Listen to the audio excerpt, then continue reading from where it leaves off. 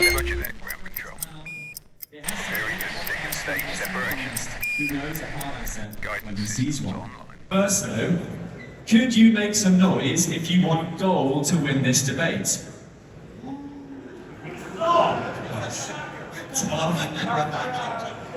half grand. Could you make some noise if you'd like Bitcoin to win this debate? Peter Schiff, you are a brave, brave man. I salute you. I salute you. Now, before we bring on the brilliant Bitcoin Baron and the garrulous gold godfather to the stage, let's welcome our marvelous moderator. It's Salvador. Thank you very much, Joe. And as Joe's already done the introductions, let's invite our gentlemen to the stage. Everybody please welcome Peter and Safety to the stage.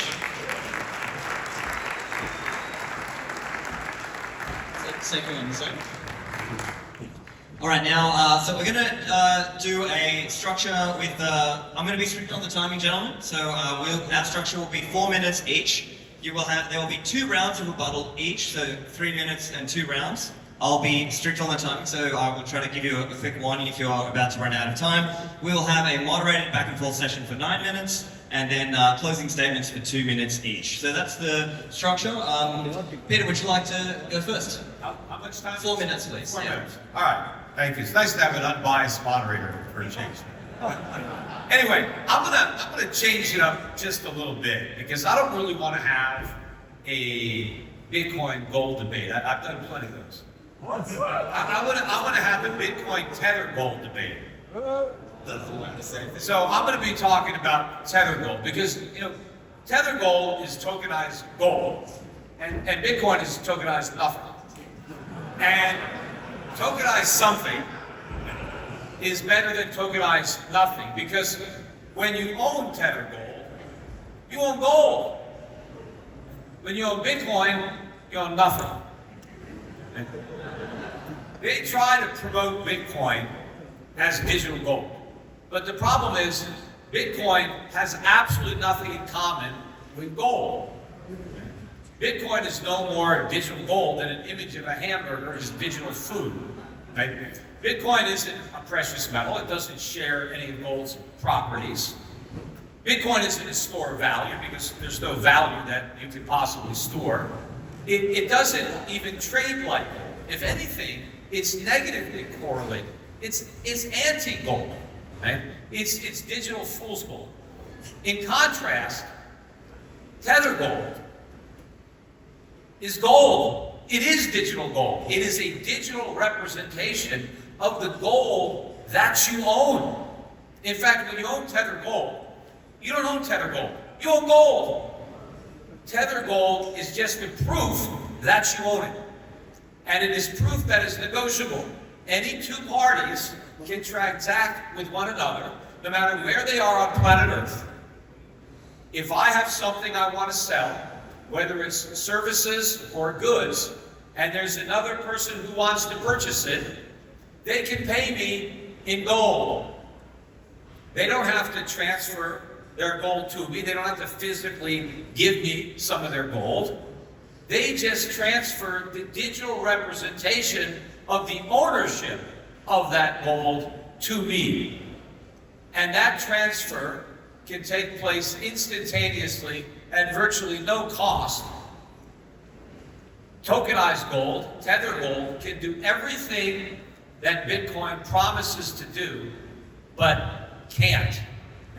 It represents real money. It's the difference between legitimate currency and fiat.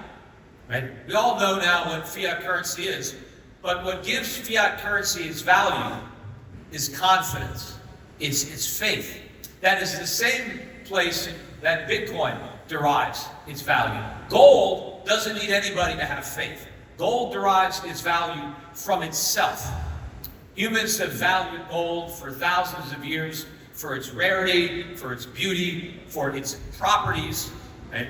Gold has its own value. And when you have a Tether gold, you own that gold and you can use it as money. The only negative that I hear from the Bitcoin community is, well, yes, but you have to trust the custodian. Well, we're all here at the Tether conference. You don't trust Tether? You know, Tether is the custodian, although they're not just saying, trust me.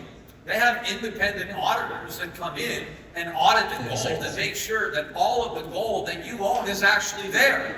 That all of those receipts for gold are backed up by the actual gold. Yes, you don't have to trust a third party with Bitcoin, but what you do have to trust is a mass illusion continues. You have to trust that people continue to believe that nothing is something. I don't want to put my faith in a mass illusion. Thank you very much, Peter. All right. Certainly a novel argument. Let's see. Saifedean, you've got 4 minutes starting now. Yes. So first of all, let me begin by saying I sympathize with the gold cause. I was a gold bug for the longest time. The Bitcoin standard probably talks about gold more than it talks about Bitcoin. I'm a huge fan of the monetary role that gold has played over the years, and I would be very happy if we go back onto a gold standard. In fact, this might annoy some Bitcoiners. Even though I love Bitcoin a lot, I hate fiat a lot more. I'd like to kill fiat more. And so if gold does take over, if we do go back to a gold standard, I don't even care what it does to my Bitcoin bags. I would be incredibly happy. However, just like I know that the horse-drawn carriage and the typewriter are not going to replace my car and my smartphone, I know that gold is not going to replace fiat. And if by some miracle it does replace fiat, it will not be able to stop Bitcoin from replacing it and fiat, quite simply because it is inferior technology to gold, to Bitcoin as money. And the reason for that is best understood from looking at gold itself. As I do in the Bitcoin standard, if you want to understand money, you have to understand why gold was money for thousands and thousands of years. And contrary to what a lot of gold bugs think, it's not magic, it's nothing mystic, it's not because it's yellow and shiny, it's not because of the unique sound that it makes where it drops.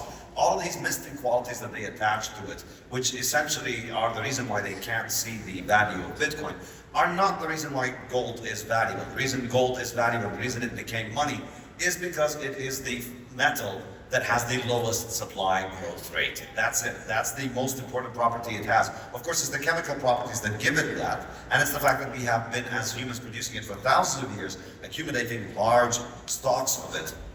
And so, why is it that gold became money, not silver, not platinum, not copper, titanium, nickel, any of these other metals? It's because the supply grows at a lower rate. Because it grows at a lower rate, the value that is placed in gold is diluted less. Because it is diluted less, people who save their money in gold end up increasing their wealth over time and becoming wealthier. So wealth will concentrate in gold, and people who use other inferior monies will lose them. And the same way that happened with gold and metals, it will happen with Bitcoin and gold and fiat and metals. So as gold becomes better at holding on to value, gold appreciates more over time, and therefore it becomes better at holding on and moving value across space. Ultimately, money is a technology for moving value across time and across space. And gold became the world's money because it was the best at moving value across time and across space. It's not magic. Now, because of these properties, it became money. So now if we discover something that does these things, that has these properties better than gold, then we wouldn't necessarily follow that that thing will displace gold's monetary role. So when we look at the ability of gold to move value across time and we compare it to Bitcoin, we see why Bitcoin is decidedly the superior asset. Bitcoin has what we in the industry call number go up technology. Bitcoin has two things built into it which gold does not have. Bitcoin has a halving and it has a difficulty adjustment. I know, Peter, these are difficult words, and you know, I was a gold bug, and I used to ignore those things because, it's just technical mumbo jumbo, all those nerds. They don't understand money, they don't understand money has to make a certain size. 30 seconds. But this matters, and it matters because annual production of gold is going to be somewhere in the range of about $700 billion in this year. That's the new production of gold, whereas Bitcoin production is only $12 billion. So that tells you something about the kind of new demand that is required for gold to maintain its current prices versus the new demand that is required for Bitcoin. Bitcoin is a lot less inflationary, and every 4 years, the inflation rate drops by half. Thank you, Saifedean. Yes. Okay.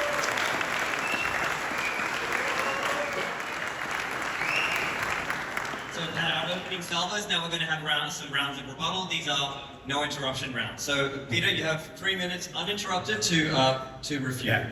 Well, first of all, none of that stock to flow stuff matters, other than the fact that you have to start with the underlying value of gold, the use of gold as a commodity, as a metal. Because remember, money replaced barter, and under barter, people would exchange goods for other goods, right? If I'm a butcher and I meet a baker, I can give him some meat and he'll give me some bread, right? But what if the baker is a vegetarian?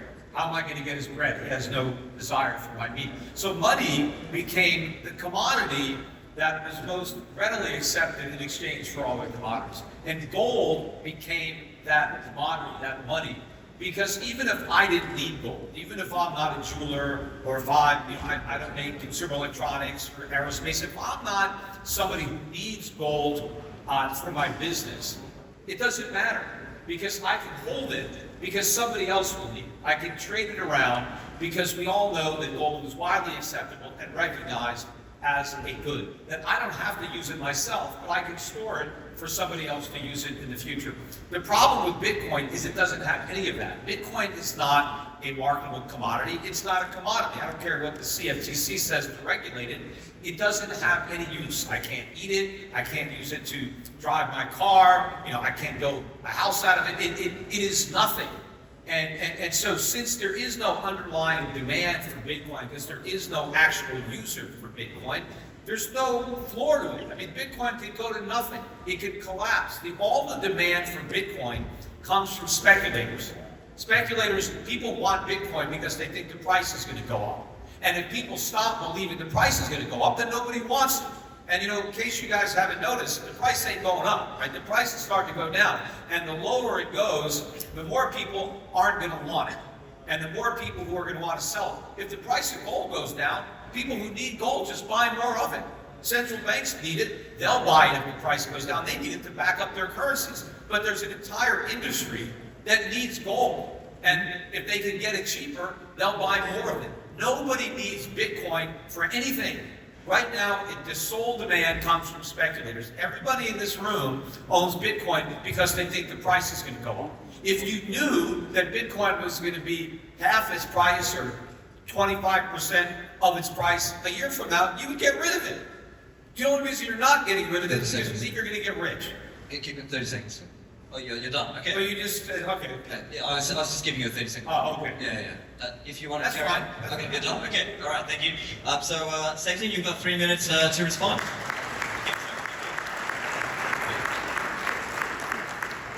All right, Saifedean, you have 3 minutes now. Yes, so this point that Peter keeps bringing up is astonishing from somebody whose biggest contribution is to talk about Austrian economics. One of the people who actually taught me about Austrian economics early on in 2007 and 2008, Peter Schiff. And one of the most important, in fact, the fundamental basic building block of all Austrian economics is the concept of subjective value. All value is subjective. Whether it's gold, tomatoes, Bitcoin, bananas, whatever it is, people value it because they place subjective valuation on it. And that can happen for all sorts of reasons. And at a certain point, they place a certain subjective valuation on this shiny yellow metal. And at a certain point, they place subjective valuation on this digital representation of value, represented through private keys in a network that is decentralized, that is very robust, that allows you to send money internationally without having to go through intermediaries, which is something that nothing else allows you to do. And that creates demand for it. So everything generates demand, generates value. The question is how it holds value. In your analysis, you said, well, gold was just this commodity that you could use as money. Well, why was it gold? Why not nickel? Why not copper? Why not any of those things? Again, all of those things have subjective valuation. Only one of them has a limited growth in supply rate, limited supply growth rate, and that's what Bitcoin has. And because of that, we see, as I was saying earlier, the $700 billion worth of new gold that's going to come onto the market at current prices. And that's the problem with gold. The problem with the fact that they don't have the difficulty adjustment in the halving means that no matter how high the price goes, the price eventually gets to the point where the new demand overwhelms the new supply, becomes so valuable because the price is high that it overwhelms the new demand, and then the price crashes. And then once the price crashes, sentiment shifts, and then people dump their coins, and because they don't have a difficulty adjustment Bear markets in gold can last decades. In 1980, gold hit $800, and it was only until 2008 or so until it hit $800 again. Are you willing to sit on your gold bags for 28 years to make a new all-time high? Bitcoin, being advanced money, has a difficulty adjustment. If demand drops, if the price crashes, the difficulty adjustment ensures that miners can't make more Bitcoin, and then the halving comes along to bail us out and drop the supply by half and basically increase the price, because if the demand had gone down, the supply goes down even further. Gold doesn't have that, and so because it doesn't have that, it doesn't hold on to its value, and its bear markets can be much longer. Let me respond to some of those points. Yeah. So you have 3 minutes to respond. So first of all, the subjective value theory is not what you claim. Yes, it's true that value is subjective and that certain people value things more than others. As I said, what is the value of meat to a vegetarian? It's not very much. But you cannot argue that there is value there objectively. Air has value. Water has value. You can't tell me that, well, it's all subjective. Maybe air is worthless. We need air to live. We need water to live. But water and air are abundant, so the price is not very high. Now, if you're on a desert island, water, could be very expensive if somebody offers you some. But the fact of the matter is, gold has value.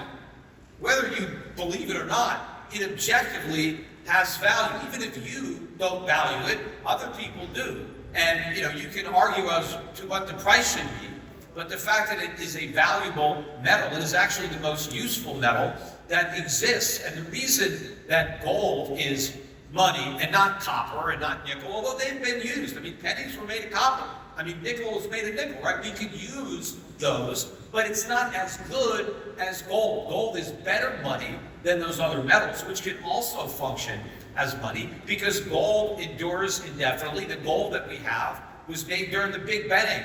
I mean, it's never going away. It doesn't tarnish. It doesn't decay. And if you look at the actual properties that gold has, other metals can't do. The things that you can do with gold, you can't do with other metals. It has value unique to itself. And so gold beat out all those other types of money and other commodities. Cattle was money, salt was money. That's where they get salary, is from salt. So a lot of commodities have served as money, but over the years, humans have decided that gold was better. It was a free market competition for who has the best money.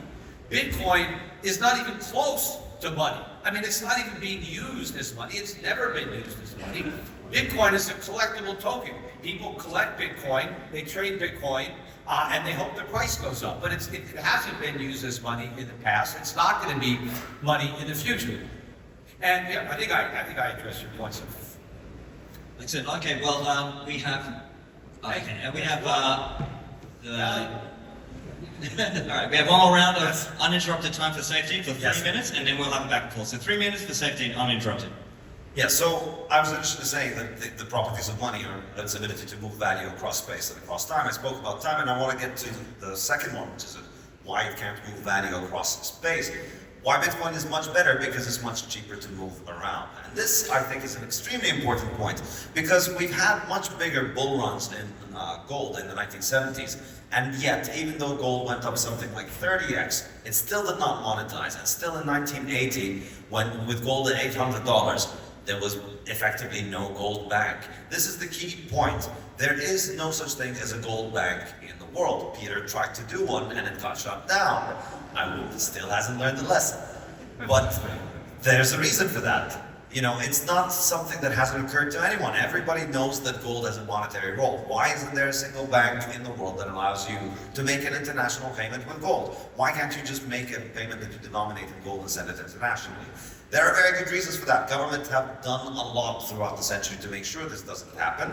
And they've confiscated gold, they've banned gold from moving, the IMF prevents countries from pegging their currencies to gold. There's no such thing as a license for a bank that uses gold as money. You have to use your local government's shitcoin in order to get a license for a bank. All of these things have effectively crippled gold's monetary role. And nothing about this recent pump changes that, because in fact, if you look at it in the long term, the only reason this pump is so impressive is because gold's performance has been so dog shit over the last 50 years, that now it's gone up basically back, reverted to mean, which is the rate of monetary expansion.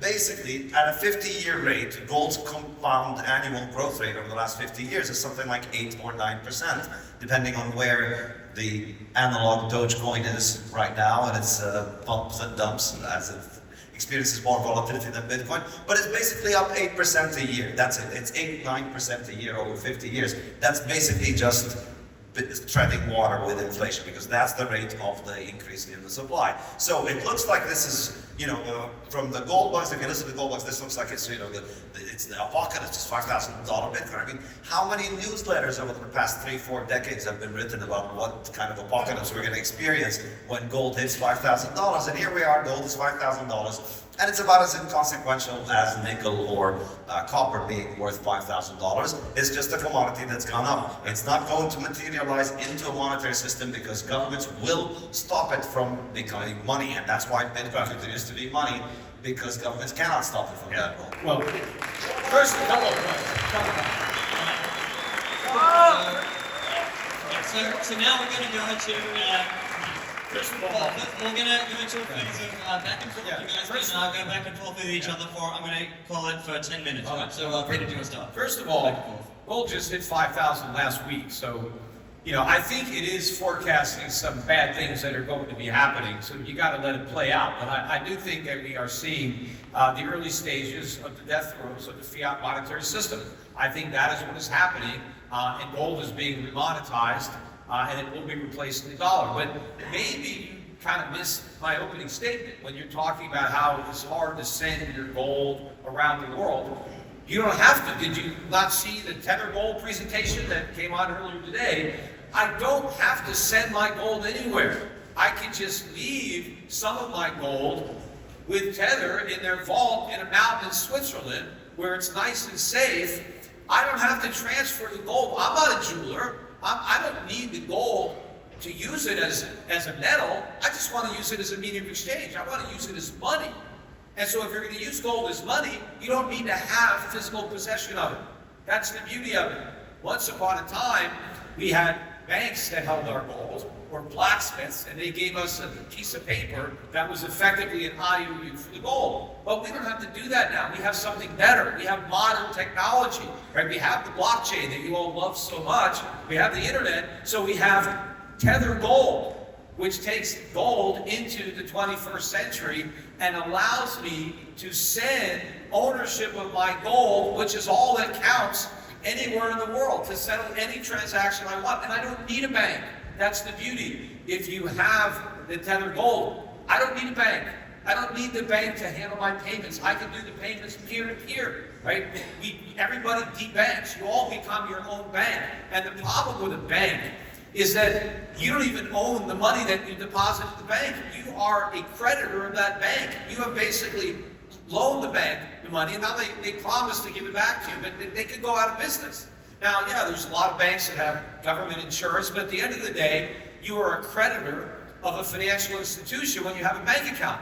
But when you keep your savings in Tether Gold, right, there is no bank, it's just you. You own your money, and you decide who you're going to give it to. And when you earn money and you get paid in gold, it doesn't get paid into your bank account. It gets paid directly to you. You're bypassing the banks and just dealing directly with other individuals. The same way you would if you were physically handing somebody gold in the same room, or handing them, any kind of currency. You can do it with a Tether Gold because you don't need to be in the same location. And you have the beauty of being able to break it down into tiny pieces, so you don't need copper, you don't need nickel. You could make micro payments and still use gold, whereas in the past we couldn't do that because we had to use other metals. Well, the idea of producing gold-backed instruments that are used as a substitute for gold is not new, obviously, and it is also something that many people have tried throughout the 20th century, and it has not worked. And it's not worked not because it's a bad idea, it's a great idea. Of course it worked. No, it hasn't worked. It's never money. But why hasn't it worked in the fiat era? And it's specifically, I think, the interesting precedent here to look at is specifically Switzerland, because the idea behind Tether Gold and a lot of these businesses is that Switzerland is probably the country that has the best property rights in the world. It's the country that was on a gold standard effectively the longest, and so therefore it's the place where you would want to store your gold. However, Switzerland is not really a sovereign nation, and I would really recommend reading a book called Gold Wars by a Swiss banker called Ferdinand Lips, which details the story of how Switzerland was effectively forced off of a gold standard. Because in the 1970s and 80s, what you were describing right now was effectively what was happening. Switzerland was effectively the country with the best monetary policy and the best currency. And so everybody who had money in the world wanted to move their money to Switzerland to get a Swiss bank account. And that was it. In the 70s and 80s, a Swiss bank account was the real deal. Then the 90s come along, and then the US government and the Federal Reserve and the banking mafia essentially extort Switzerland, force it to sell half of its gold, impose all kinds of draconian punishments over all kinds of made-up charges and nonsense, and eventually cripple the Swiss banking system. And now we see that the Swiss currency is effectively a proxy to the euro and the dollar, and it's maintained to make sure that it... Well, the dollar is at an all-time record low against the Swiss franc, so it's doing a little bit better than the euro and the dollar. Yes, but ultimately you still can't get gold money used just because they have gold in Switzerland. And ultimately, I think, with any kind of gold-based system that is going to form a threat to the dollar, it is relatively straightforward to shut it down and prevent it from happening, like what happened with Switzerland in the 1970s. What can resist this? A decentralized protocol where the digital coins themselves are not physical. There are no tanks that can come and confiscate it. It's all digital.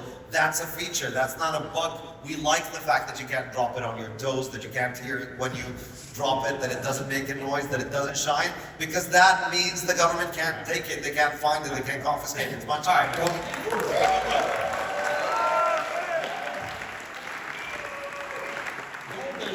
has got 5,000 years of history where gold has been valued. Bitcoin has a very short history. 17. Yeah, although most people didn't know about it early on. I mean, it's really been on the scene 5 years, 6, 7 years. I mean, there were only a handful of people that really knew about it back in its infancy. And during the time that Bitcoin has been around, there are now thousands, tens of thousands of alternative cryptos that have properties similar, different, better than Bitcoin. There's all these meme coins and other things that people can buy, NFTs, and all kinds of digital things that have been created following Bitcoin that compete with Bitcoin. And nobody knows what the future might hold in concocting these digital assets out of thin air. I mean, it's rare that something that's first is best or last and then isn't being replaced, right? Gold can't be replaced because gold is not created by man. Gold is here from God or whatever it is, the Big Bang. We can't make gold, but man made Bitcoin, and man can make something better than Bitcoin. Man can improve on it, and I would say that one of the best improvements on Bitcoin is Tether Gold. That's already an improvement because Tether Gold marries real gold with the blockchain. It takes what's good about Bitcoin, but eliminates what's bad about it. What's bad about it is that it's nothing. The token itself is just a string of numbers that does absolutely nothing, that is irrelevant. And yes, you're going to say, oh, I'm going to put my faith in Bitcoin. How do you know that anybody's even going to care about Bitcoin in 10 years, let alone 100 years? I know that in 100 years, people are still going to value gold because humans have valued it for thousands of years. Why should they stop? You have no way of knowing what, if anybody, is going to even care or remember Bitcoin, other than as an example of the popular delusions and the madness of crowds. Maybe what Bitcoin has achieved in doing is replacing tulips, right, as an example of this kind of mania. No, well, here's the thing. What Tether Gold does is that it takes Bitcoin and it takes the two best things about Bitcoin and makes them worse. The best thing about Bitcoin is the low inflation. It gives it gold's inflation, which is currently double Bitcoin's inflation. And gold's inflation is going to drop by, Bitcoin's inflation is going to drop by half, whereas gold's inflation is going to stay at around 2%. And the second thing, it takes Bitcoin's technology and adds to it a single point of failure, where there's something that you can attack to destroy the entire network. So in every conceivable metric, Tether gold is inferior to Bitcoin. The only thing that it has going for it is that there are a lot of old people who refuse to get their head around Bitcoin. They enjoy poverty, they enjoy continuing to talk about tulips, and for these people, perhaps, you know, Tether gold is How is gold, in what way is gold, in what way is gold inferior to Bitcoin? I mean, if I had let me tell you, let me give you some numbers. If I owned all 21 million Bitcoin, I wouldn't have anything. It would have no value whatsoever if I owned it all. I mean, if I owned all the gold in the world, I'd be rich as hell. I'd have a monopoly on something that everybody needs. If I had all the Bitcoin, I'd have nothing. You're never going to get all the Bitcoin or all the gold, so this is pretty moot point. Let's stick to reality. But the point is, it's not better than gold. It is nothing. No, it's not. It's just, let me give you some numbers. Gold's annual production. There are 2.1 quadrillion Satoshis. What the hell are they worth? Hang on. Listen, gold's annual production in 2026 is about 2% of supply, which is about 4,000 tons. There's 4,000 tons coming onto the market, new gold, worth about $700 billion. That's about 8 million Bitcoin. That's 4 times the average of the value of the new mining output over the past 10 years. So in order to maintain the price over the next year, you need to get 4 times the demand that you had on average over the last 10 years. By comparison with Bitcoin, it's only $12 billion of new output that's coming in because we only have 0.8% inflation. So we're already at half the inflation, and in 3 years' time, 2 years' time, it's going to be significantly less. So this means that the volume of new Bitcoin coming onto the market is 2% of the volume of new gold. There's 50 times more gold coming on over the next year, and it's just going to keep going up. If the price goes up, that means more. This gold becomes more inflationary.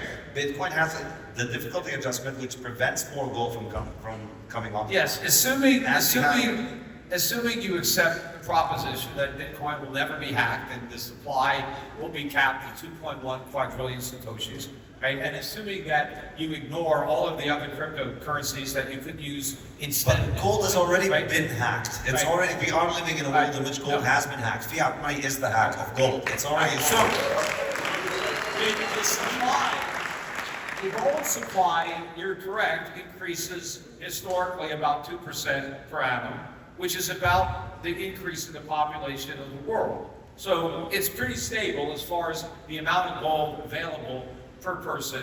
On the years that we were on a gold standard, prices declined. And we had falling prices, so that inflation rate is acceptable because prices still decline over time relative to gold. And so we have, prosperity. But when you're just looking at the supply and say, hey, the supply of Bitcoin is growing more slowly than the supply of gold, maybe it is. But the key is the demand. The demand for Bitcoin can go to 0. And then what the hell? It doesn't even matter what the supply is. There could be 1 Bitcoin, and if nobody wants it, it's worth nothing. Remember, Bitcoin only has a price. It doesn't have any value. It has a price. And sure, everything can have a price. If there's someone dumb enough to buy something, it's going to have a price, right? P.T. Barnum said there's a sucker born every minute. There's a bunch of them in the audience, right? And so as long as people are foolish enough to buy Bitcoin, it will have a price, but it will never have value.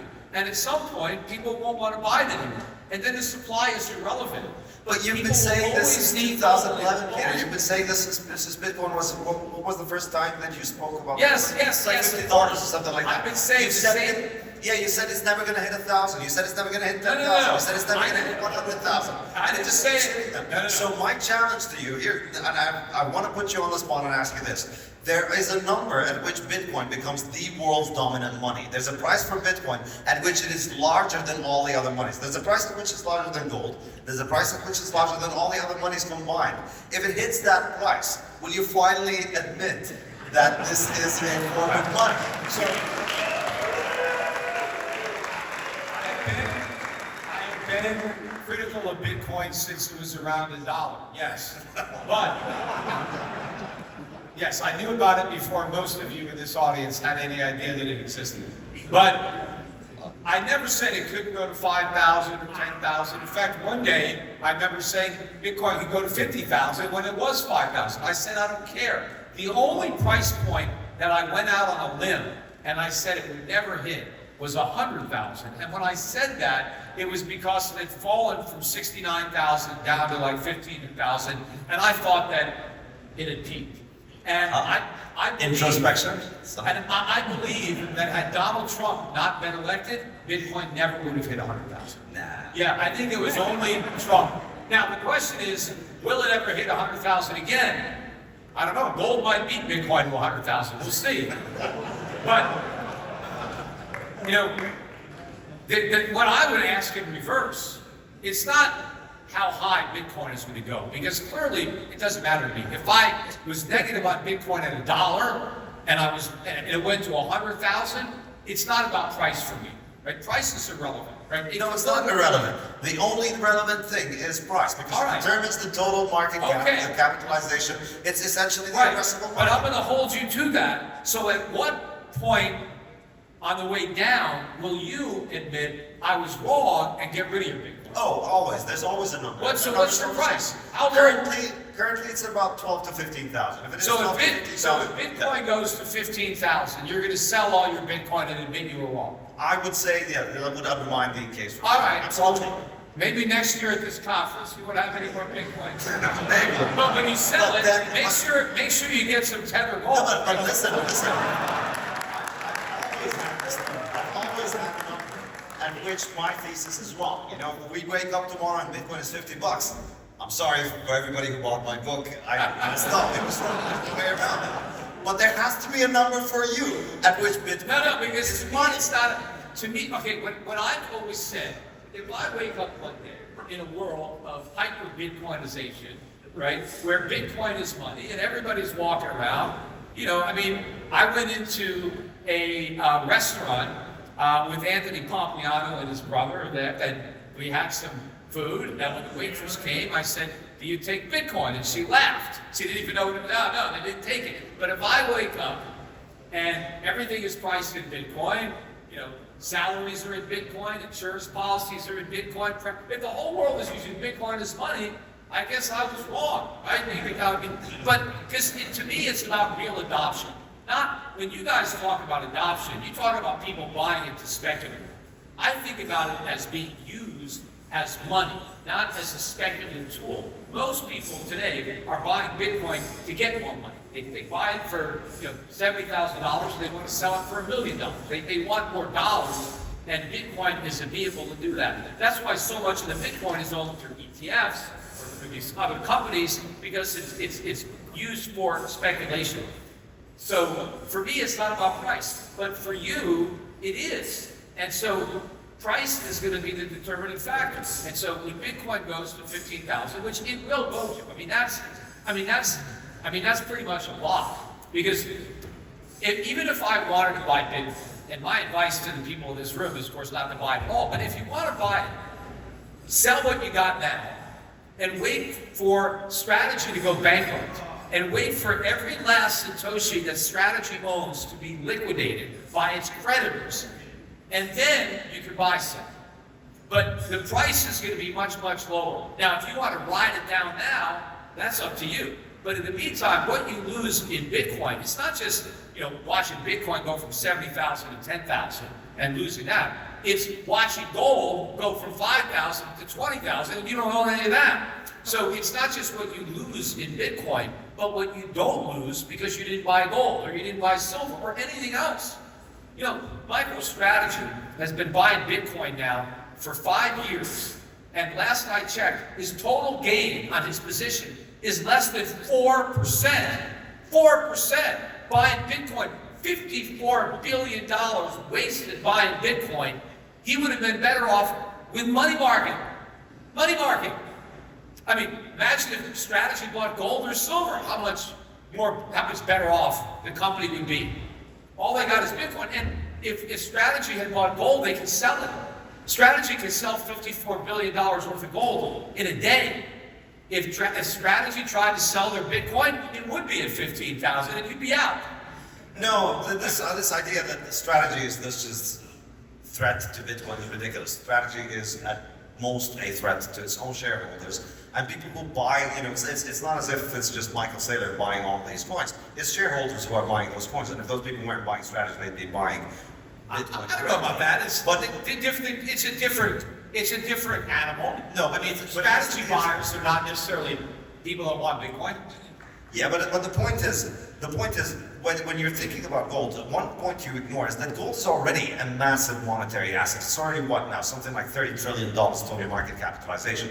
That's about 20 times or 15 times larger than what Bitcoin is. Now, of course, that needs more liquidity. And yet, even with such large stars of money, we still don't see gold being used as money because of the fact that it's very difficult to use. And so therefore... That's going to change with Tether. No, it's not. No, it's not. Because if it was going to change, then, it will change. But the reason that people here... But the point I'm trying to make here is that there's limited there's limit to the kind of room that gold has to grow, because people can't use gold to truly replace their cash balances. Yes, they can. No, they cannot, because they need to continue to use fiat for their transactions. No, they don't need to. And they can't use gold, so they need to continue to operate within the banking system, within their government's rules, within all those things, which is going to force them into state of fiat, and therefore they're going to have to convert in and out of gold. The reason... Hang on a second, please, I'll let you finish. You need to get in and out of gold, so there's always a transaction cost which prevents it from being liquid, which makes it, which massively compromises its saleability, and therefore that means that there's a limit to how much the market cap can grow. So it's already $30 trillion. That's probably more than 10% of all the world's cash balances. Hang on, it's probably more than all of the world's cash balances, which I count as all of the world's fiat currencies plus gold plus treasury bonds plus government bonds.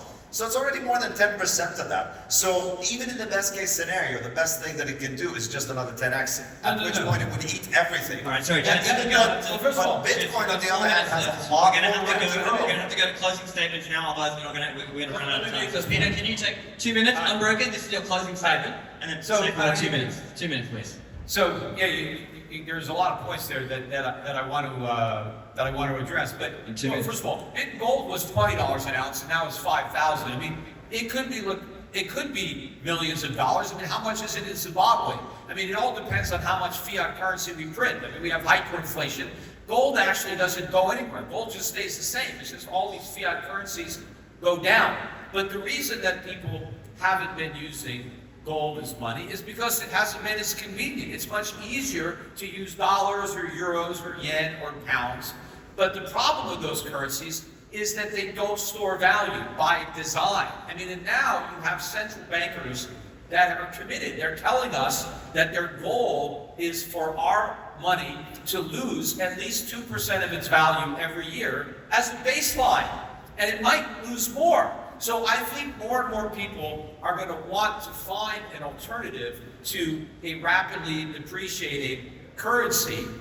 And now that you have blockchain and the type of technology that makes Tether Gold possible, we can make using gold more convenient. So you can avoid having to lose purchasing power. See, right now people accept the loss of purchasing power as a trade-off for convenience. But as the loss of purchasing power is more, and the convenience advantage, as the convenience of using dollars is no longer a big advantage over using gold, because Tether Gold makes it much more convenient. More and more people will move, just like people went from cabs to Ubers, or they went from the post office to FedEx. They'll go from the dollar to the euro, the pound, to gold through Tether Gold. Thank you, Peter.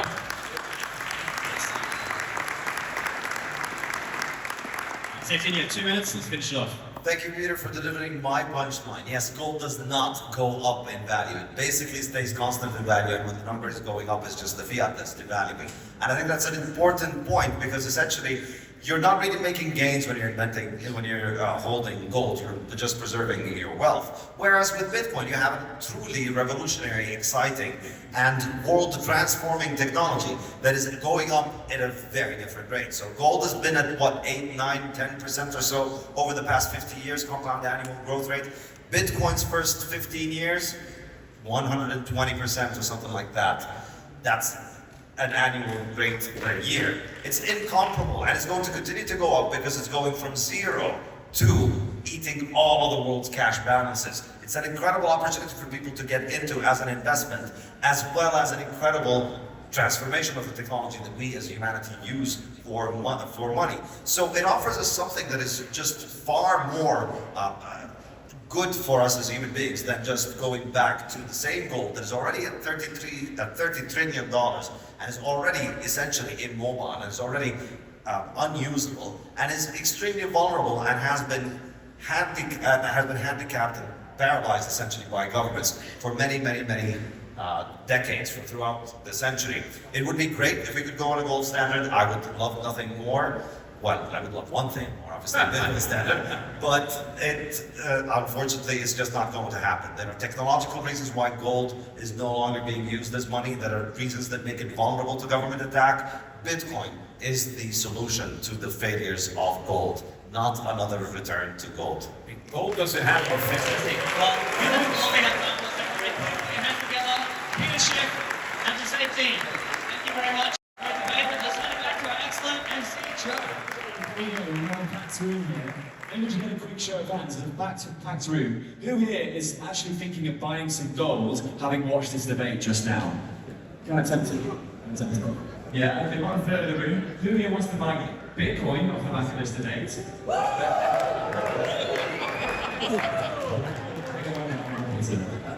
The job you're interviewing for is 10 gold. I'm confident you have that job. Well done.